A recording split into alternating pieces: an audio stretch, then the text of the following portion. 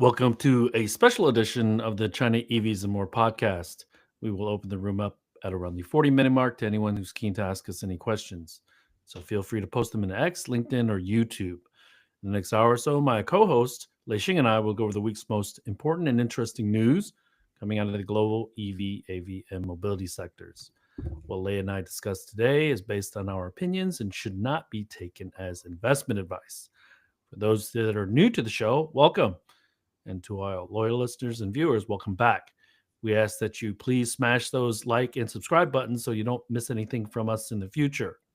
Also, I'm confident that Lei and I are two of the most knowledgeable people in the world talking about this, so help us get the word out to others about this show. My name is Tu Lee. I am the managing director at Sino Auto Insights, a global management consultancy that helps organizations bring innovative and tech-focused products and services to the transportation and mobility sectors. I write a free weekly newsletter that we pull many of our discussion topics from. You can sign up for it at sinoautoinsights.substack.com, which of course I encourage you all to do. About to get on the road, Lei, can you please introduce yourself? Yes, good afternoon. Difficult to say good afternoon because we usually say good morning, but this is your co-host Lei Xing, former chief editor of China Auto Review. And this is episode number one. No, not one. I keep on to say it's already 203, 203. Thursday jitters. And March Madness officially began today. We're talking about the NCAA men's basketball tournament. Always something a spectacle to watch, but March Madness continues. We should call it Daily Madness. Continues in the China EV realm. And so much to talk about this past week, because so much happened, especially the first day, Monday, is what I would call maybe perhaps two top 10 industry events happening on the same evening. Hashtag 不用等 and hashtag NIO CATL, basically. What are we talking about, Lei? Can you please update the audience? So, well, Wang Chuanfu announced this fast charging, as fast as a Philip, while NIO and CATL signed the agreement to build the world's biggest battery swapping network, happening roughly at the same time on the same day. It was almost as if one was like, "Look at me, this is what I announced," and the other one was like, "No, not so fast." Because when Wang Chuanfu announced flash charging as fast as filling up gas, he didn't say, not yet at least, flash charging as fast as battery swapping. Now that would that would have been right something even more out of this world. But basically, those are, I think, two things that happened. That again, it's the word you used in your newsletter. BYD added again, right? Something like that. So that's basically what here's the other part of that. Here's the other side of that coin, Lei, because the reason NIO, or one of the main reasons NIO leaned into swapping, was because of the charging times. And I won't speak for you. I'll let you speak for yourself. I thought charging to 240 miles was going to take 20, 30 minutes for the foreseeable future. Okay, meaning years. And to be able for BYD to be able to say they're making it available this year on vehicles that have just begun to take orders is an unbelievable thing. And the largest battery maker, the largest EV maker are competing and at odds with one another. Now, BYD is also competing against CATL on the battery manufacturing side. So, do we even need swapping anymore? Or will we need it in 5 years? Those are the foundational questions because now NIO has spent all this money to create this customer engagement, and we can argue, I think you and I would agree that the swapping is great, but the overall strategy for the company has been up and down. So with BYD moving the needle so far ahead and pulling in EV adoption for the mass market with these last two announcements over the last month, Yeah. man, it's changing strategies all over the world. Yeah. And I don't think anyone would have, I didn't believe that, or I wasn't thinking in 2025, BYD is going to do this. So, Basically, the question of how low can you go and how fast can you go and how high can you go, we haven't reached the limits. Basically, that's what BYD is telling us. they're also And telling us that they're dictating the pace. They're going to do so for the foreseeable future, and no one can touch them from a bill of materials cost standpoint. yeah, uh, and it was, I think, for NIO specifically, I think it was a great morale booster because they've been facing hiccups, right? In the topic you listed about the Firefly situation, the Envo situation. The CEO of Envo came out and had an interview on Huxiu, and he shared some of the problems behind this kind of the Envo's funk of not getting to the 20,000 delivery target that he said they will back in November, Or he would and then quit. or he'll quit, and then right, and then he's like, no, I'm not gonna quit. That's too easy, for me to do rather than uh, I have to stick to, you know, doing my job and learn from the factors, internal and external factors that cause kind of. One thing he shared was a huge drop in orders because the people who ordered it were worried about this subsidies, the ending at the end of the year, the scrap and the trading subsidies, which Right. continued. So that caused a big drop off in January of. So they ended up delivering on all new orders. They have no backlog orders. That was the situation that he kind of shared. Um, So, so yeah, what have they been doing? uh, This is where I scratch my head. Number one, number two. This is the damned if you do, damned if you don't, because he didn't have any automotive experience in the past. came from I Disney think, World, I yeah, believe. Yeah. and so he seemed very optimistic, very bold statements. When I was in Hefei and he was introduced when the 500,000th Neo came off that line. And so I like the car, and I've been told it's a pretty decent car. So to not be able to get any future orders outside of the backlog, generally speaking, right? I'm sure there's orders, but not that many. Uh, but it but maybe it has less to do with Envo and more to do with how intense cars that are priced below 35,000 US dollars, electric vehicles anyways in China, how intense that market segment is.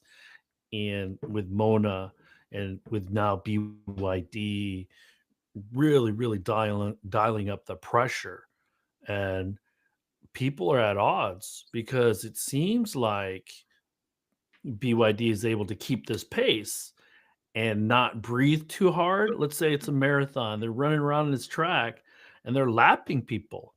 Not only foreign legacy automakers, but they're lapping Chinese Yeah. brands too. Yeah.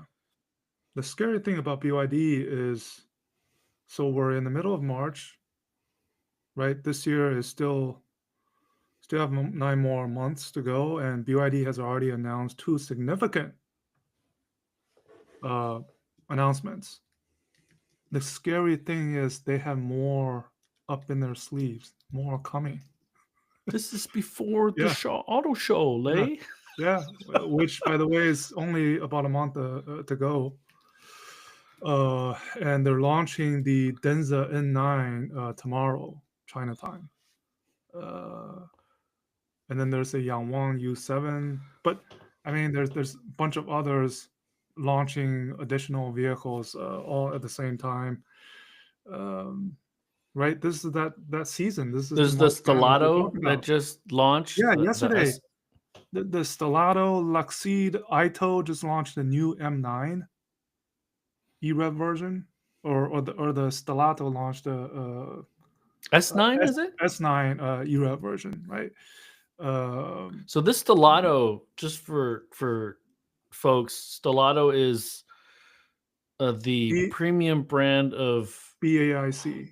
BAIC Yeah. with a cooperation with Huawei. Oh wait, yeah, And if you look at it, it looks pretty nice.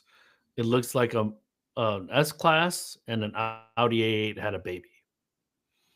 That's how I would describe it because it has the bean shape and the new Model S's, the EQS, not the Model S, but the EQS. It looks like an EQS, and so and this thing is an S9, so it's the flagship, and it's less than $40,000.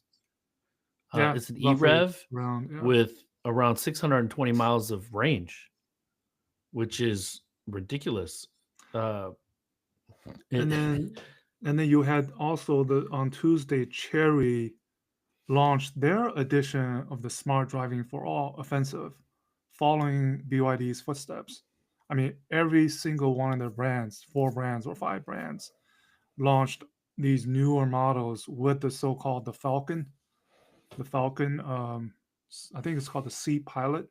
Also right. different tiers, but at lower, if not staying the same prices. So these are all pressure if we talk about NIO with the Envo and also launching the Firefly, which is at the same price point as the Envo with the Boss model. So that just So let's it's let's stick to perplexing. this. Let's stick to this Neo because we're jumping around a little bit about these new cars because there's so many and it's hard to keep track. But let's talk about Firefly a little bit because originally they were going to have separate swapping stations, and now they're backtracking, and it's quite confusing. And I can't read Mandarin or Chinese very well, but from what I gather, they kind of backtracked away from um, building their own swapping stations for Firefly, and they're leaning into the CATL relationship. But the first car is going to use Neo swapping stations, and then the subsequent products are going to use the Evogo swapping Yeah, from Amigo or CATL. Choco Swap is also a name. Yeah. No, I mean, to me as a consumer, first of all, the Firefly first model is launching on April 19th. That does not mean deliveries start on April 19th. The deliveries I would expect start, I don't know, a few weeks later. Right. But as a consumer, my expectation is when I buy the car, when it's launched, I would expect the compatible battery swapping stations to be in place. And apparently, uh, from Neo, from what they are communicating, that's not the case. The case seems to be that there will be the pilot battery swapping stations first, and then the fifth generation that would be compatible, and then it'll be the next generation of products or upcoming products models that can utilize the charcoal swap stations, which themselves need to be ramped. It's Expanded. no expanded, right? So NIO has about 3,200, I think, in China, battery swapping stations, but how many of those are Firefly compatible? And the important thing, Lay, is that the EVgo Chaco swapping stations that you're talking about have, up till now, pre Firefly, have been used mostly for taxis Fleets, and yeah, DDs. yeah, So the level of upkeep probably isn't great. It's not going to be as clean or as nice as in a Neo swapping right, station. yeah. So those are So concerns, right? Those are concerns for if I'm a consumer.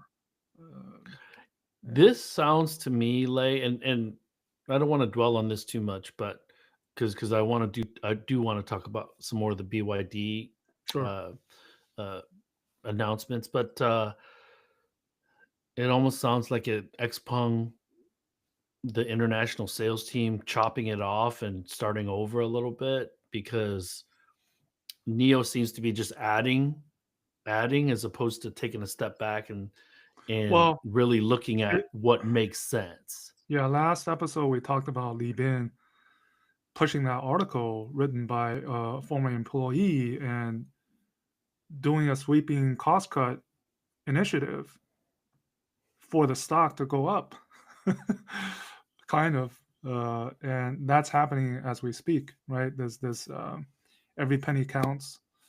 The near term goal in front of the bin is break even in Q4. Um, I don't know if they can do it, but it looks like the cost reduction measure will be a significant undertaking um, again this year, while they And work with Envo, push out newer Envo models uh, and launch Firefly. Um, a you know, quick reminder that April 19th is right around the corner from when Shanghai Auto Show Media Day is. And so we'll likely see some Fireflies, although we probably won't be able to sit in them at the Shanghai Auto Show. We'll likely see them in real life at the show, or this will be the first time where Chinese consumers can actually see them and touch them and feel them. That being said, let's rewind a little bit, because we talked about God's Eye on February 10th, that announcement from BYD democratizing with 3 versions of their own intelligent driving system. The C being vision only and standard on low cost vehicles or value vehicles like the Seal. B and A, including LiDAR. And then they go ahead and on Monday, I think, yep, or Tuesday, Monday, yeah, 17th, yeah, uh, they announce that they're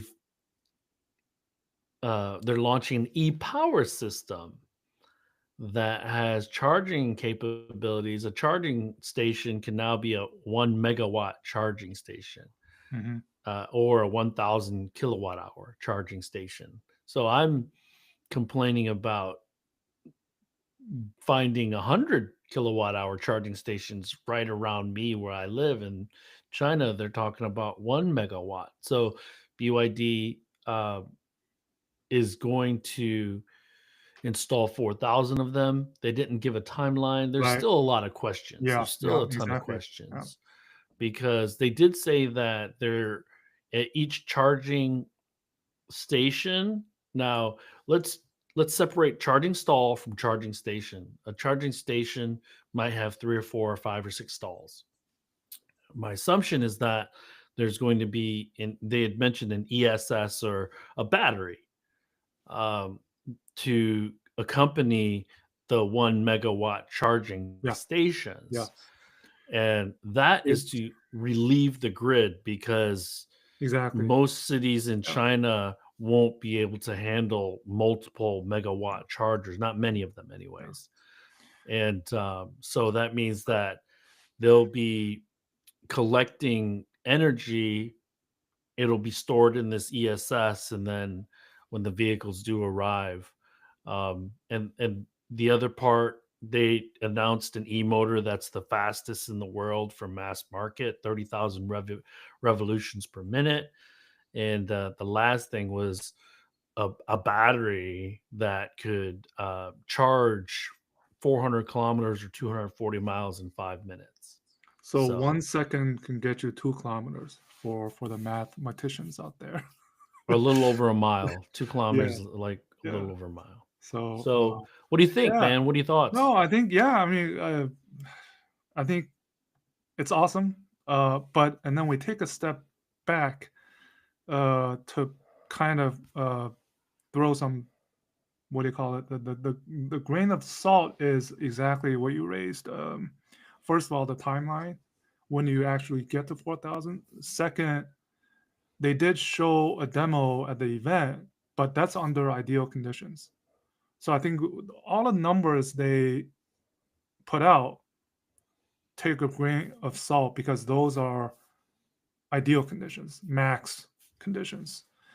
Real life conditions probably you will not get to that high, but still it's significantly higher if you can charge at 800, 900 kilowatt. That's more than double what is available of the fastest So 5C. Li Auto, The Mercedes auto, they have probably made can do, announcements yeah, for 500, fast. 600 kilowatt charging. Um, and then exactly how they deal with the grid overload, I think is something I'm sure BYD will solve. Uh, the matter, With the help of yeah, local governments. yeah. And so really the issue is when the Tang L and the Han L actually launches, um, how much coverage or where do you actually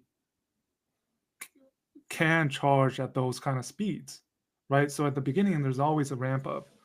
So that's we kind of take it with a grain of salt. The same for the battery swapping, right?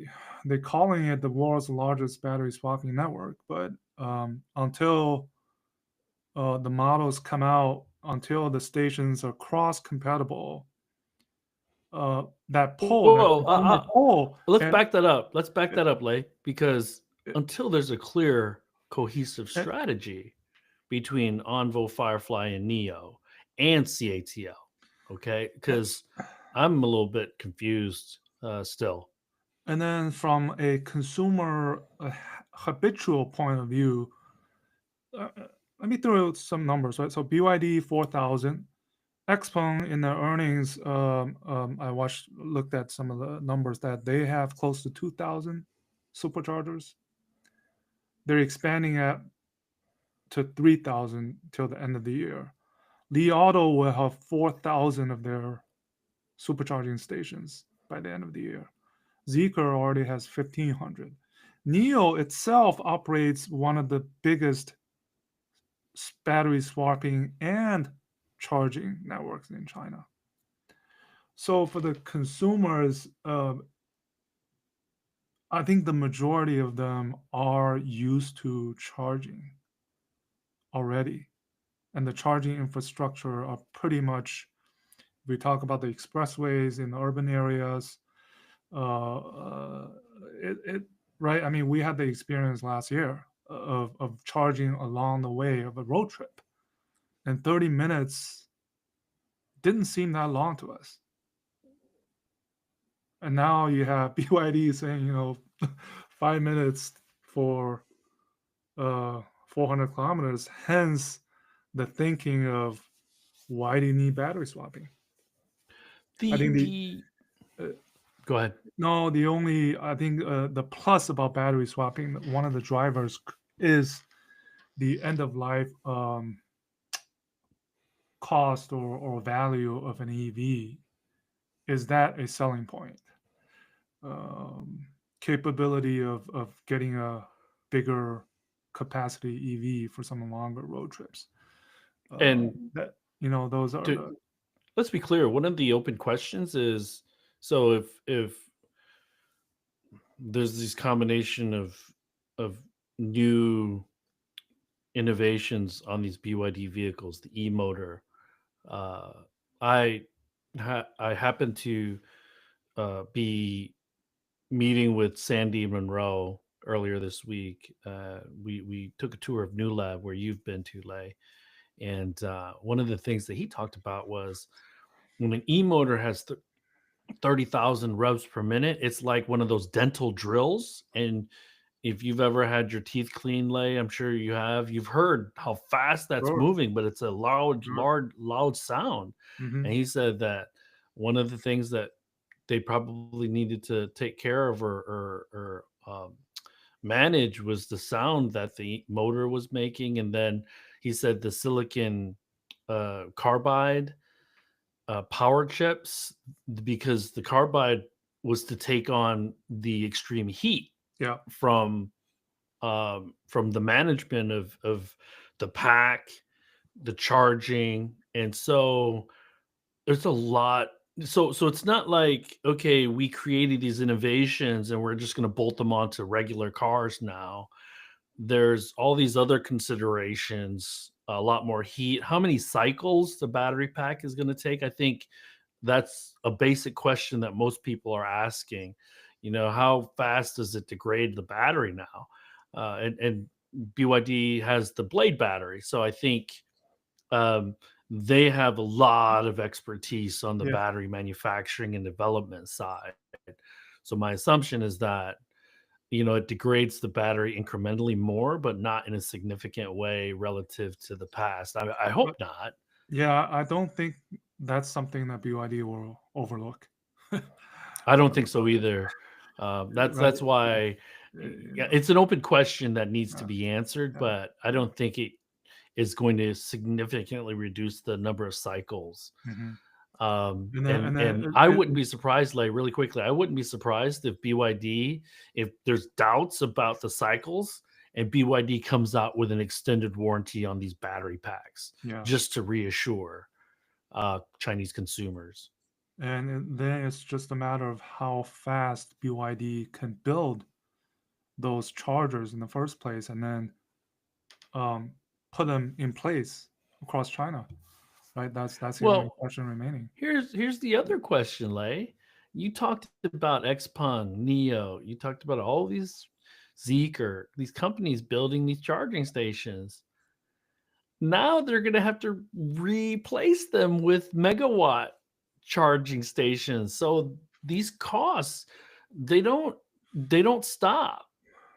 One of the biggest cost drivers NEOP has, to your point, they have to they have to install swapping stations, and they're installing chargers. Now, those costs might be managed pretty well, but they're significant, especially when you don't have the sales volume to support high utilization rates at these charging stations, because they got to be bleeding money quite significantly with a lot of these underutilized charging stations.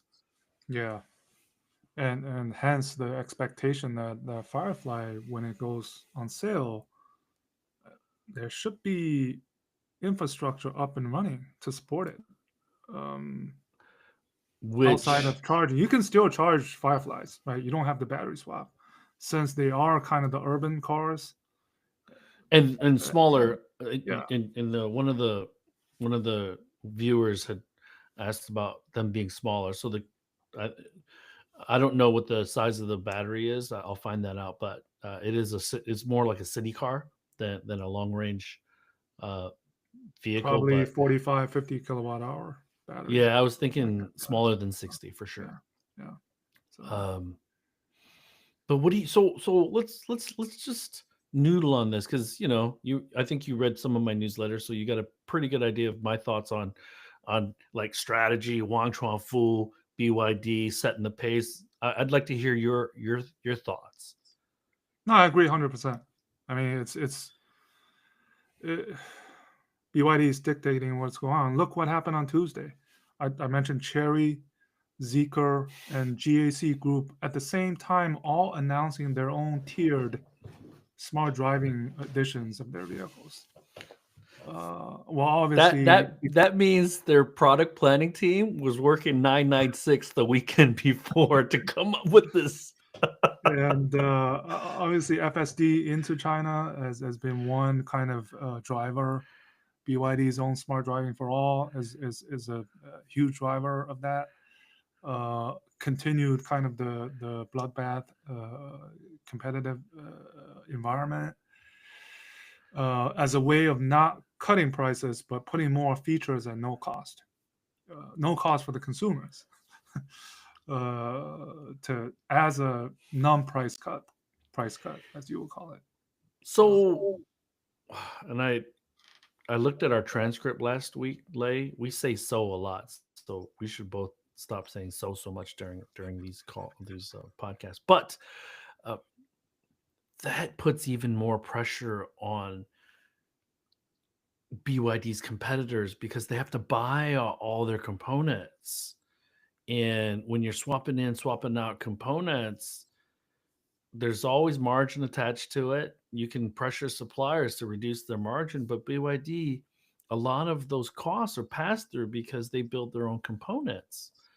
And this gives them such a huge advantage because Oh, even at 1%, 2% per component of profit that the suppliers are getting, that adds up when you're dealing with a vehicle that caps out at $37,000 but has level 2 plus with 2 lidar or 3 lidar, and then can charge 240 miles in 5 minutes.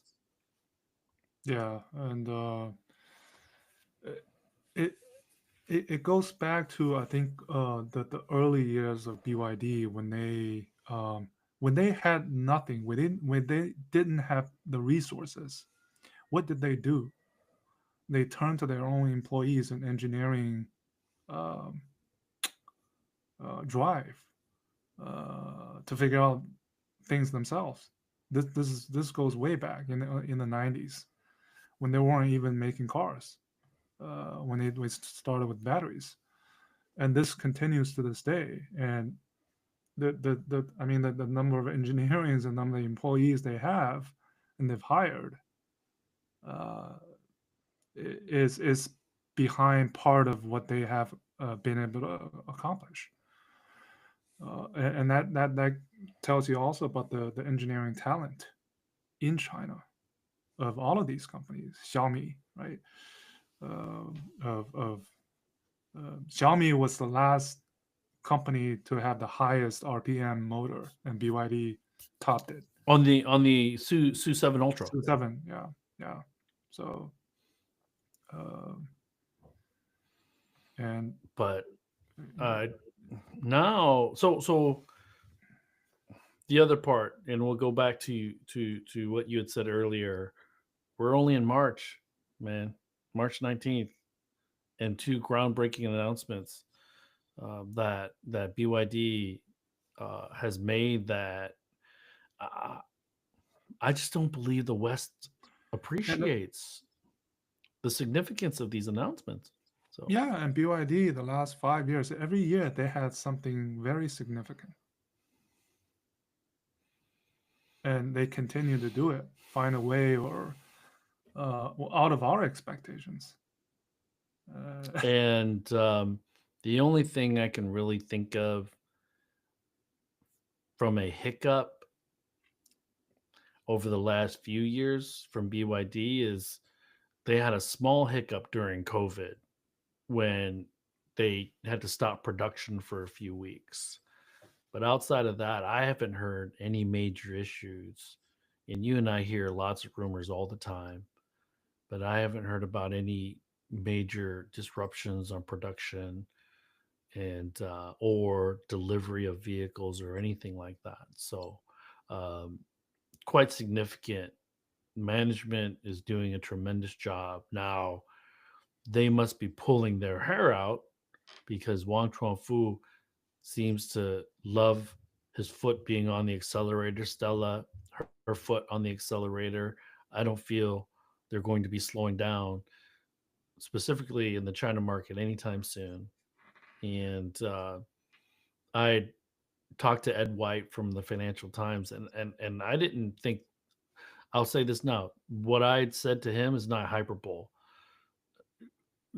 Over the last two announcements taken together from BYD, it put some brands out of business, some global brands out of business. Yeah, definitely. That's my thought. I mean, if you have the top player in China in the world, NEVs, pushing like that,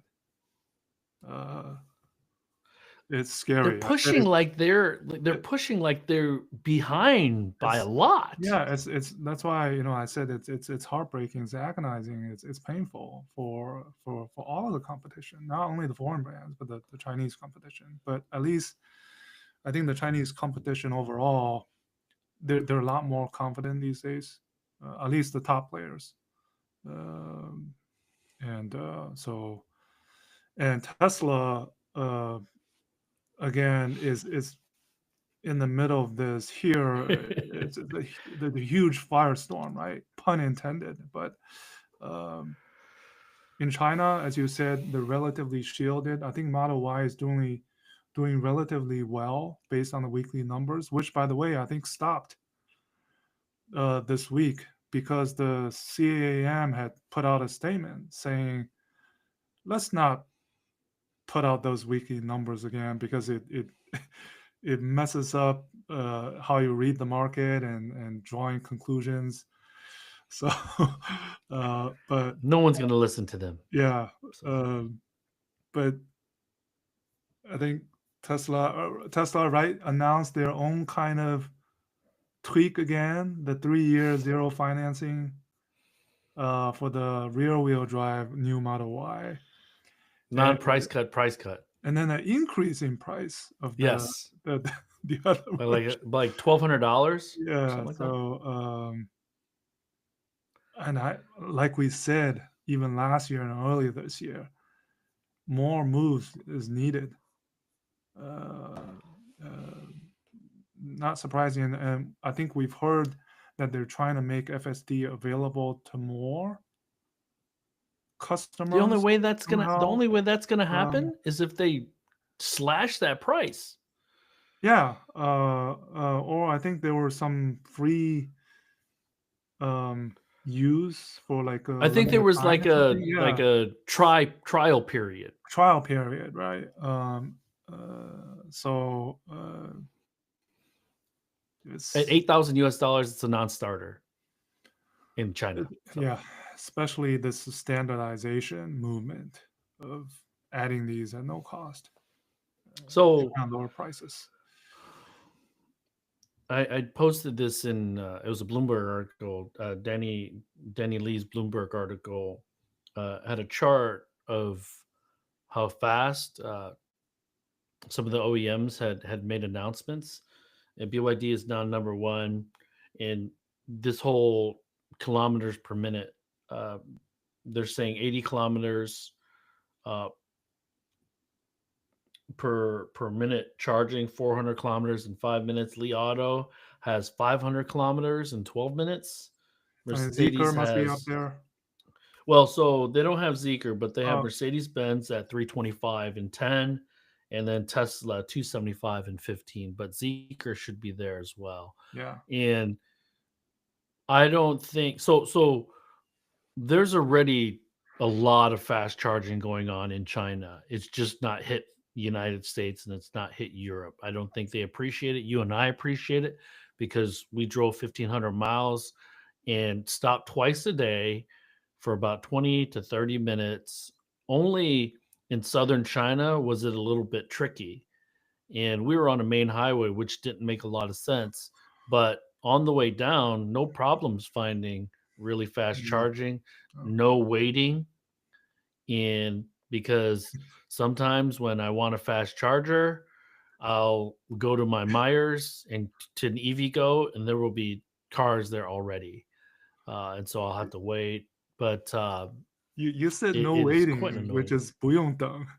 Yeah. when we already have that kind of no waiting, and then BYD says no waiting is right. It's a different level of no waiting. 真的不用等 uh, uh, so oh man, so what else did you want to talk no, about, I think man? XPeng and Xiaomi had earnings, Oh yeah, um, yeah.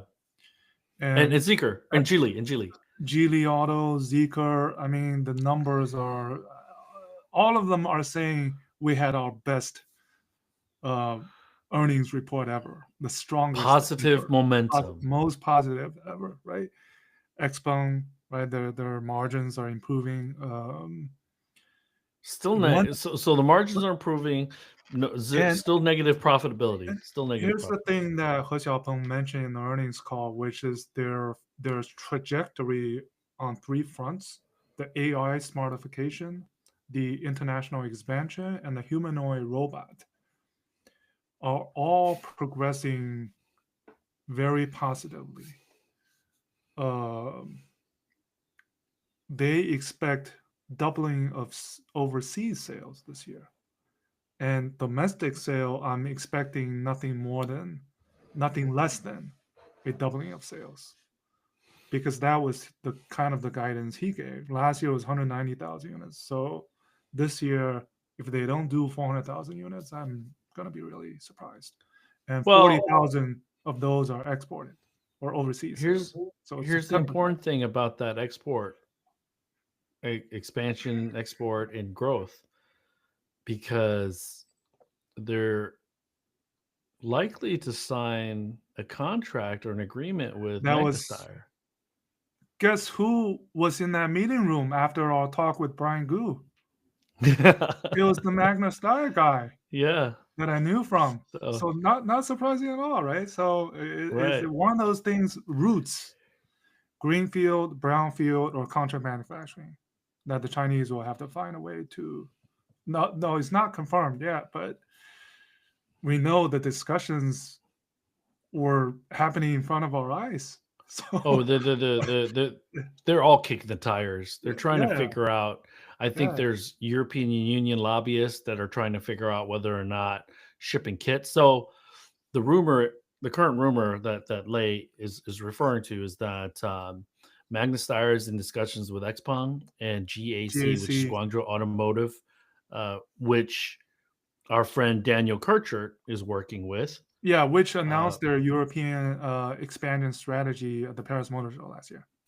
yes, and so there's reasons to ship kits instead of manufacturing whole hog in a region or a country. First of all, you can immediately ship vehicles over, and if you're shipping kits, supposedly there is no additional tariff for doing that. And a kit is basically a box of parts that when you put them together build the car, and they ship them to Austria and Graz. They would ship them in Graz, do final assembly there to try to avoid the finished good tariff. Hmm. And will the EU accept that because it doesn't utilize as much labor? Maybe there's a happy medium where there's a short-term grandfathering in, while XPeng, GAC, others find greenfield or brownfield sites in order to rehab old Yeah. assembly plants or negotiate with individual countries to figure out where they should be building. I don't know if the EU is going to accept long term XPeng or anybody else shipping kits.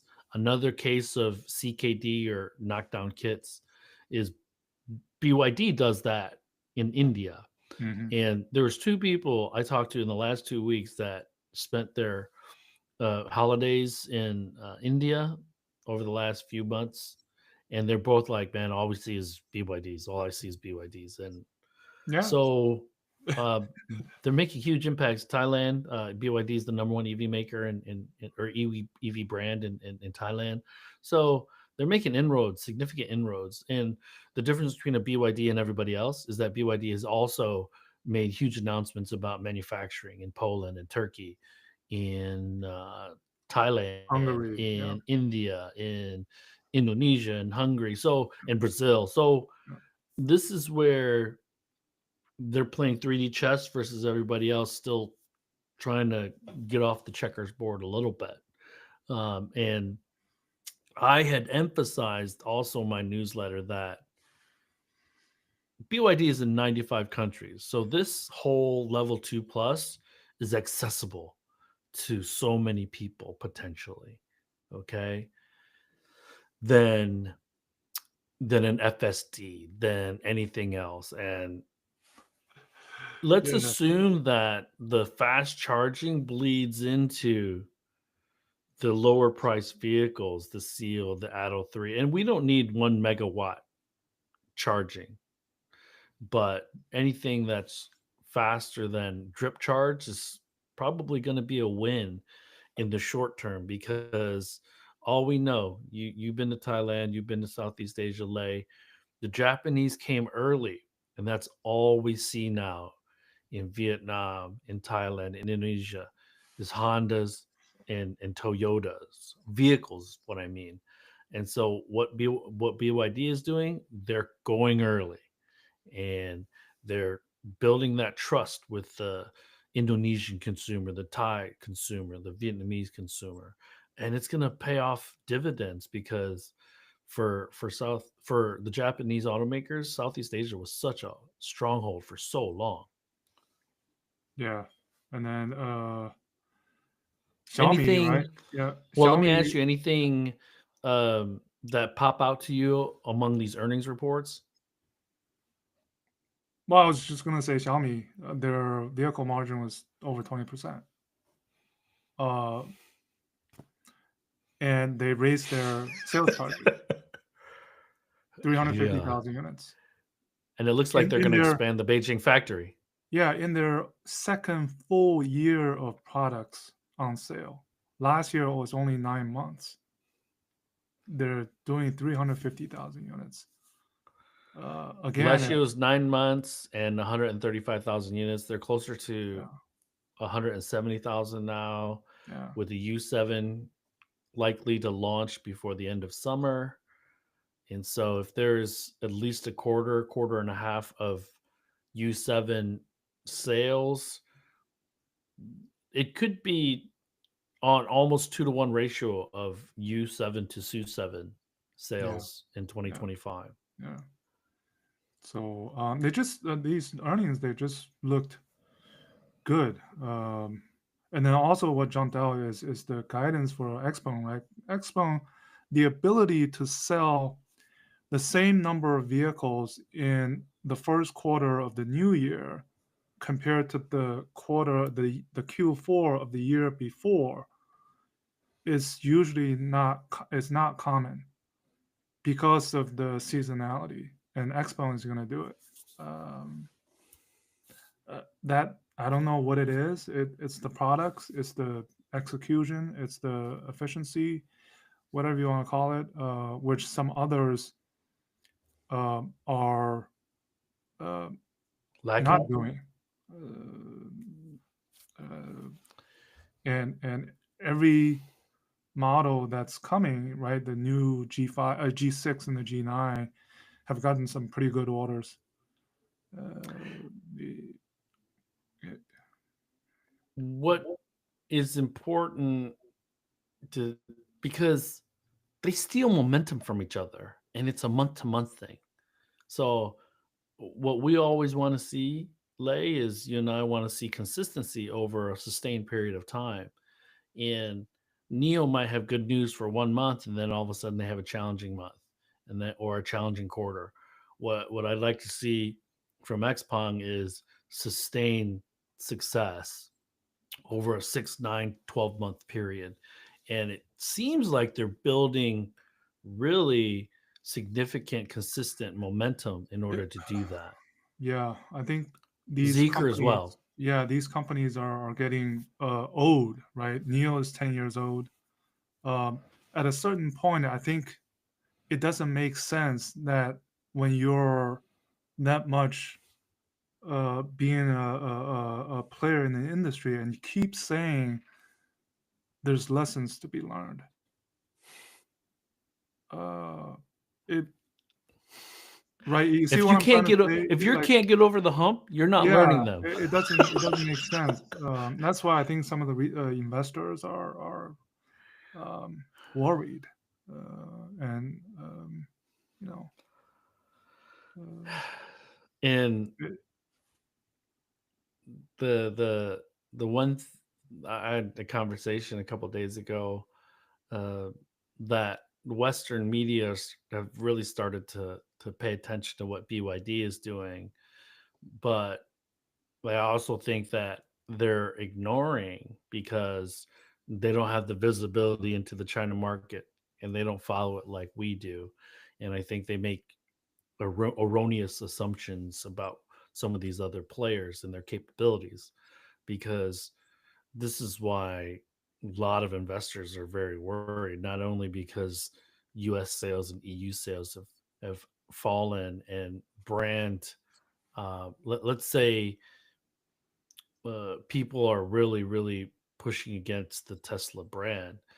In China, it's a completely different story. The brand seems resilient. And it's one of the things that keep the sales going, but it's a lack of product that's competitive with yeah, everything that's coming out and this bombardment of brands and new products that you and I have said for 2 years, 3 years now that consistently seem to be getting upgraded and unveiled.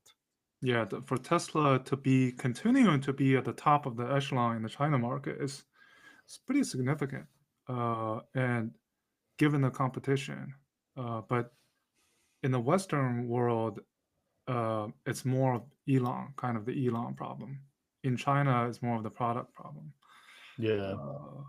Uh, and I don't think Elon will be the central factor if Tesla does not do well in China.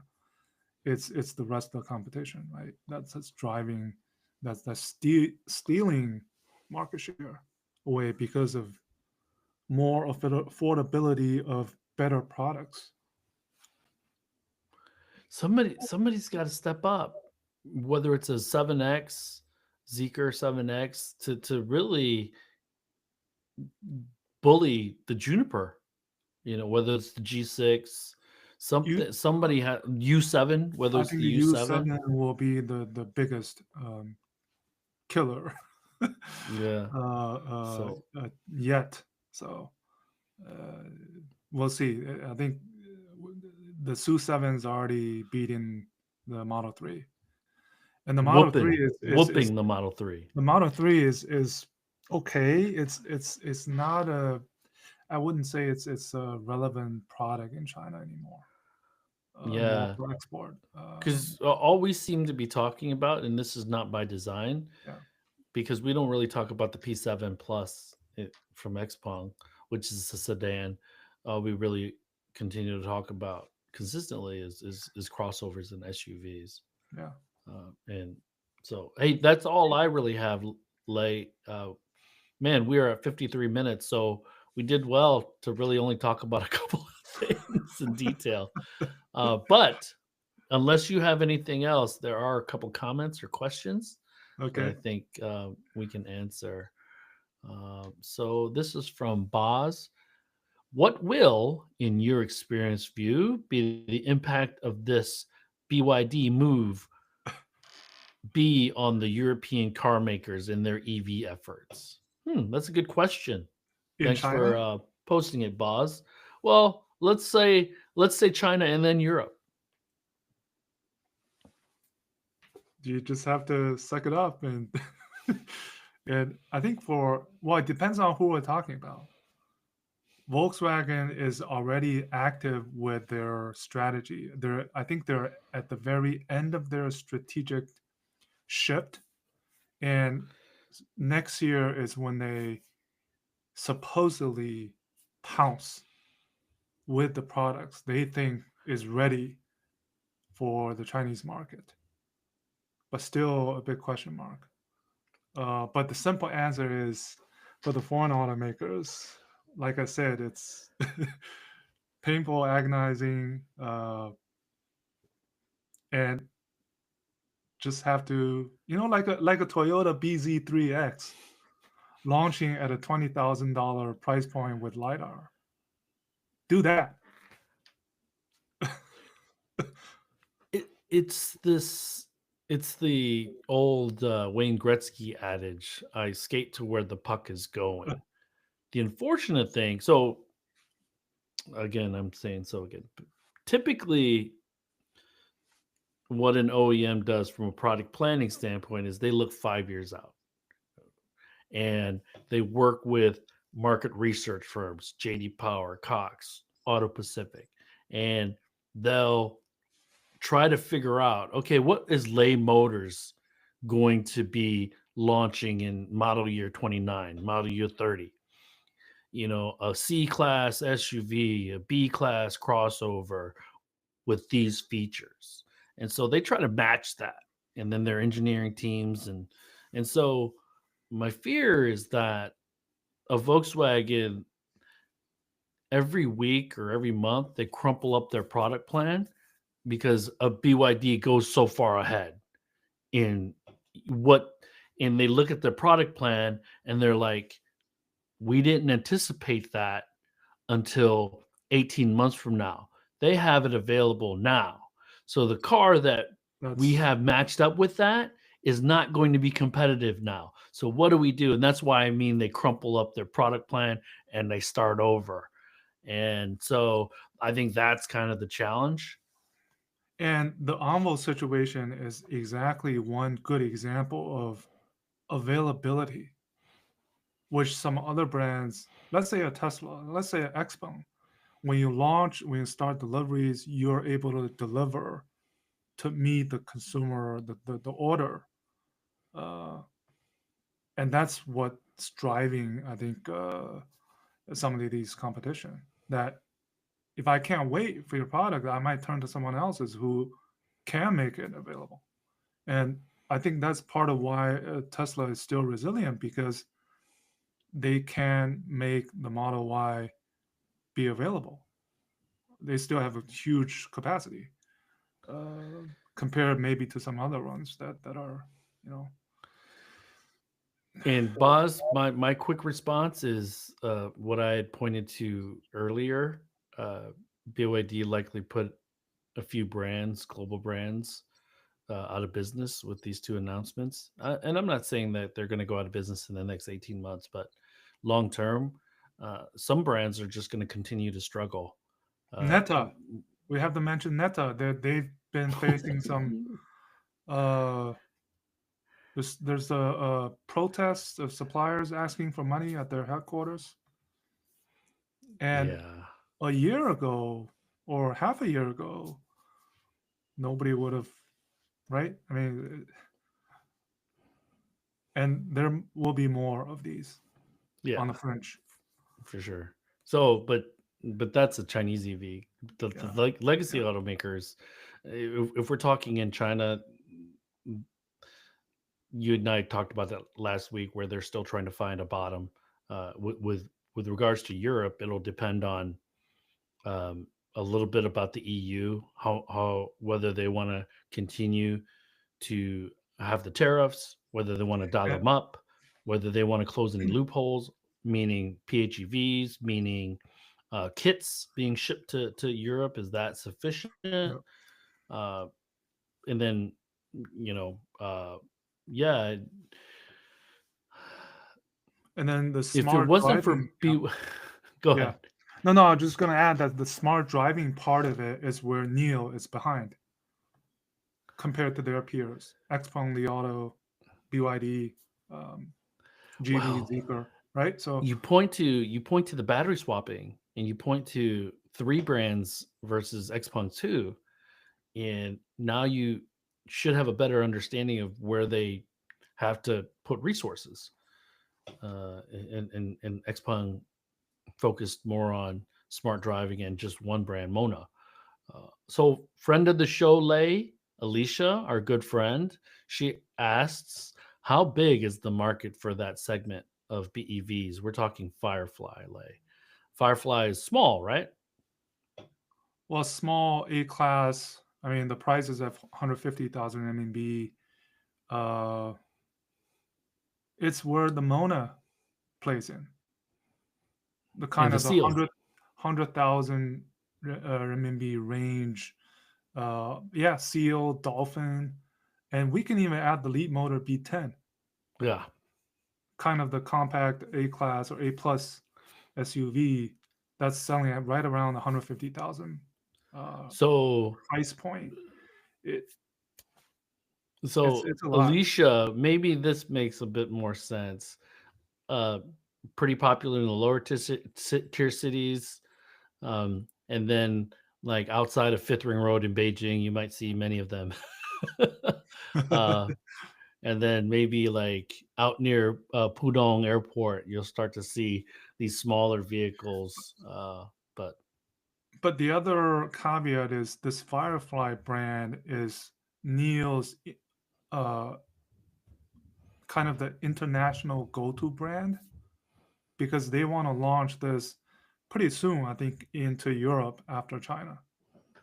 And they actually wanted to launch this car in Europe first, not at the NIO first, Day, right? Remember at the NIO hmm Day, Li Bin talked about it, but because of these, schedule and the EU tariffs and all of the factors that this is a model or brand dedicated to the international markets.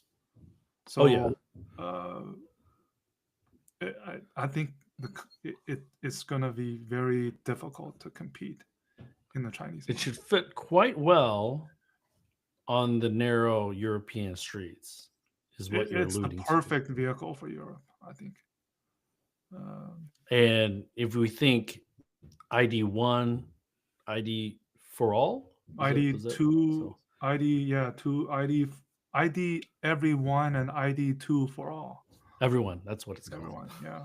And then So the Renault 5, right? That type of, you know, um, it's perfect, but you have to take care of the production capacity ramp issue, which Neil is still figuring out. Um, So that was the two questions in the LinkedIn chat. So that's all I have, man. Same here. You close it out. You're going to be traveling this weekend. Good luck to your daughter for her tournament. Yeah. Thank We you. have spring break next week. The boys have spring break. We've decided we might drive somewhere for a couple days, maybe Chicago. There's on the west side of Michigan. There's a I place hope the called weather is Sagataw. good. Yeah. So it's gotten nice. It Yeah. was raining all day yesterday, but no more snow on the ground, at least not yet. Same here. But yeah, man. Uh, Everyone, uh, thank you for those that are able to make it, even though we did a last minute Thank kind you of for pivot accommodating. on the time. And we should be back next week at the same time. Hopefully, Yeah. my Yeah. Spartans have made made it past the Sweet 16, and we're playing for the Final Four next week. I've started to pay a little bit of attention to the tournament that started this morning. But anyways, oh, one thing, there was a really good review for the Escalade IQ in the Detroit I saw News. that, So but that was good. Um, it's it seems like GM is really kind of settling in to UX design, and they have, whereas Ford with the F-150 Lightning, they don't have a frunk. Real, oh no, they do. The F-150 Lightning has a small frunk, but it's my Ionic 5 that doesn't have a frunk. Like the Escalade IQ, you can fit two golf bags in the front. So they've kind of settled into the UX. It's a 9,000 pound car though. Everyone, uh, just, and it's 202 kilowatt hour battery. yeah. So So there's a bunch of $130,000, by the way. Escalade IQs similar sized EVs launching in the next weeks. So starting with the M9 yesterday, new M9, Yeah. the Zeekr So 9X, the Denza N9, the Lincoln Co 900, the GAC Hypetech HL. so the Chinese EV makers are going where Bonkers. before they would not ever dare to go. Yeah. So, and this also means that we're going to see a lot more features that are going to be new and maybe groundbreaking, because most Chinese EV makers haven't had this much interior space, interior real estate to work with. Richard E shows something where you can gesture and the door opens. Oh goodness. So Richard Yu is the head of the automotive division for Huawei. Huawei. If those, for those wondering. His So nickname is Big Mouth Yu in China. okay. So everyone, thanks for joining us for this early edition of China EVs and more. We will talk with you all next week. Good morning, good afternoon, and good evening. Likewise. Bye-bye. Are you fly down there, don't you? Yeah, you we're said? fine. Yeah, we're fine. What time is your flight?